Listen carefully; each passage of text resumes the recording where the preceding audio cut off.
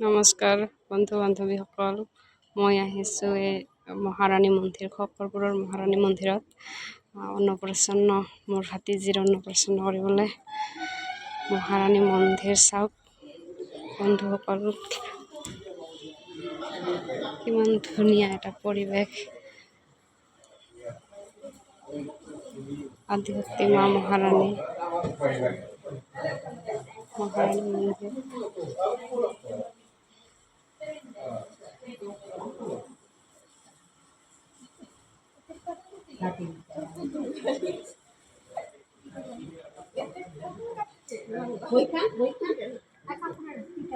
কালকে ভাই এতে একটা লাল লাল থাকে কোথায়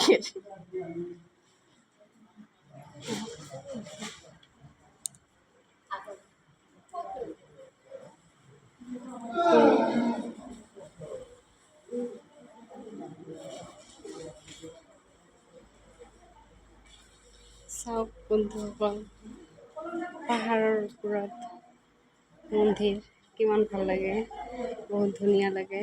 আৰু ইয়াতে বহাগৰ 4 তাৰিখৰ পৰা পূজা আৰম্ভ হয় নিয়মীয়া। এইটো প্ৰতি বছৰে বাৰ্ষিক পূজা হয়। আৰু এনে ইয়াতে বিবাহ, অন্নপ্ৰাশন, বাৰ্থডে এইবিলাক ইয়াতে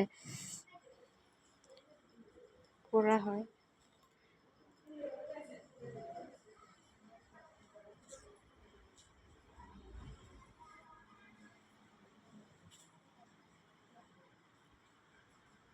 কিমান ধুনীয়া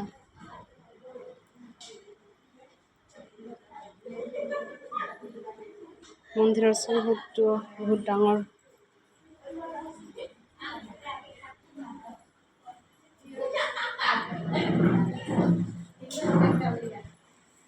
আদিশক্তি মা মহাৰাণী।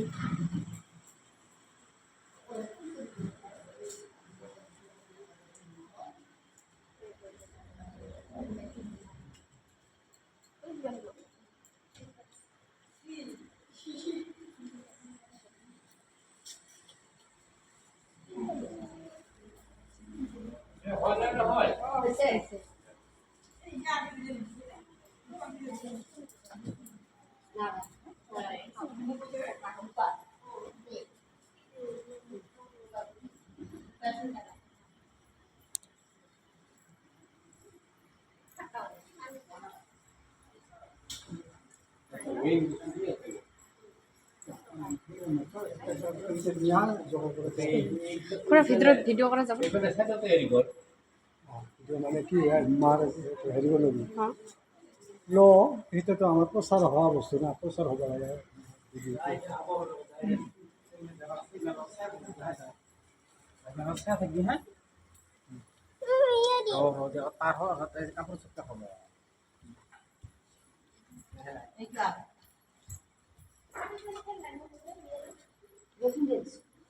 মা আদিশক্তি মহাৰানী।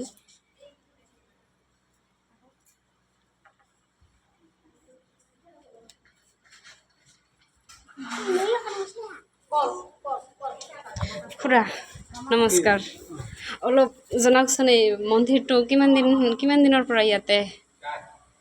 মন্দিৰটো বহুত দিনৰ পুৰণা, 400 বছৰমান আগৰ। হয়, ইয়াতে মানে ধৰণৰ মানে কি হিচাপত মানে পূজা কৰা হয়? পূজা মানে শক্তি পূজা, মা শক্তি হয় হয় হয়। সেই পূজাটা শক্তি পূজা কৰা হয় মানে বছৰত বহাগৰ 1 তাৰিখৰ পৰা 4 দিন পূজা থাকে। 1ম তাৰিখে পূজা হয়। হয় হয়। আৰু এনে ইয়াতে বিবাহ, অন্নপ্ৰসন্ন এইবিলাক কৰা হয়, গাড়ী পূজা কৰা হয় নেকি? হয় হয়। মানে এইটো কিবা হেৰি আছে নেকি, নিয়ম আছে নেকি, কেনেকে মানে কি কৰিব লাগে? মানে একো নাই, অলপ মানে ৰাইজৰ অলপমান হেৰি দিব লাগে, বৰঙণি দিব লাগে। হয় হয় হয়, সকলো ধৰণৰ। আৰু ইয়াতে হোম যজ্ঞ হয়। এইটো মানে প্ৰত্যেক দিনতো নহয় হোম যজ্ঞ? নহয়, বছৰত একবাৰ। ঠিক আছে।